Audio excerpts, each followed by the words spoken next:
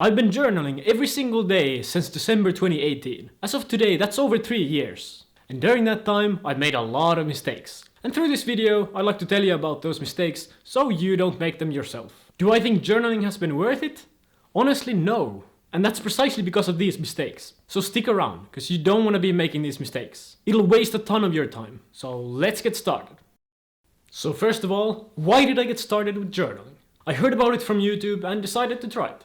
I decided to do it digitally in OneNote, and today my journal there is over 350,000 words. Now that doesn't say much, but to illustrate this, it's about 1,100 pages of a normal book. At least according to this website. So after I created the notebook, journaling kinda just stuck to me. I started doing it for the sake of doing it. Now that may sound good, but that was my number one mistake. I didn't have a why behind it. Why I wanted to do journaling in the first place. And to make progress towards something, you need to have a destination. You need to have a target. So, because I didn't have a target or any goals for that, journaling didn't really get me anywhere. Especially during the last year, it's been extra unproductive. It hasn't given me any tangible results whatsoever. Now a fix to this, obviously, is to have a goal. What do you want out of journaling? For me, this year, I've actually set a goal. I want to use journaling as a way to deal with my emotions and thoughts. And hopefully, it'll lead to more emotional control. Sorry to interrupt, but if you liked the video so far, I'd appreciate it if you gave it a like. And of course, if you liked my content or my personality, then of course I'd appreciate it if you hit the subscribe button as well. Because only 3% of you guys are actually subscribed. And now back to the video. So now, mistake number 2. It's writing too much about events that happened instead of my thoughts and emotions during those events. Basically, just listing your day from one happening to the next. Such as, I woke up at 6 o'clock, went to school, had a pretty basic day, came home, made food and went to sleep. That's not productive journaling, as tempting as it may be, at least for me. Now I probably started doing this because I didn't really understand the point of journaling, or I didn't understand the concept that well, because mainly it's used to deal with your emotions and thoughts. But this mistake has been one of the main reasons I haven't gotten much growth from journaling. So one of the most important mistakes to avoid. So a fix to this could be to just write down your day in bullet points, and then under those bullet points to write more in depth about how you felt and what thoughts you had. And then the third mistake that I made was shooting myself into journaling. Telling myself I should or have to journal. In every circumstance. Even if it's super late. I forced myself to do it even though I didn't want to. And this mistake has made me dislike journaling more and more the more I did it. And I made this mistake many times with other habits as well.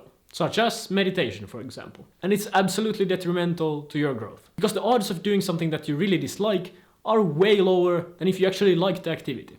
Of course, you could argue that it's harder to keep your habits unless you tell yourself you should or have to do them. But to that, I'd say, just have a why. Tell yourself why you want to do the activity. That's way more productive than telling yourself you simply should do it. If you force yourself to do it, there must be a reason. So pry into your subconscious mind and find that reason. Why are you actually doing your habit if you don't like it? And this rephrases it in your mind from something you wouldn't want to do to something you actually want to. And it makes you like the activity more. The next and fourth point kinda has to do with the last one.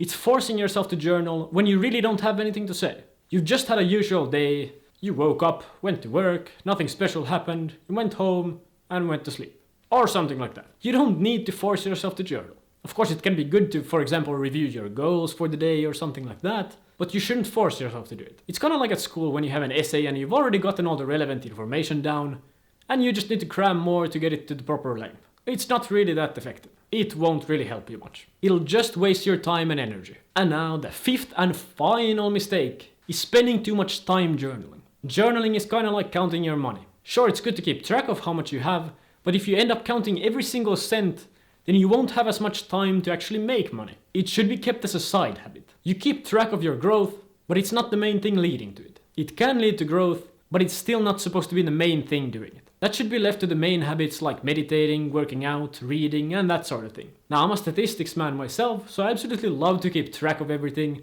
For example, I have different graphs for my level of happiness and stress over the past 2 years, and a ton more that I've kept track of.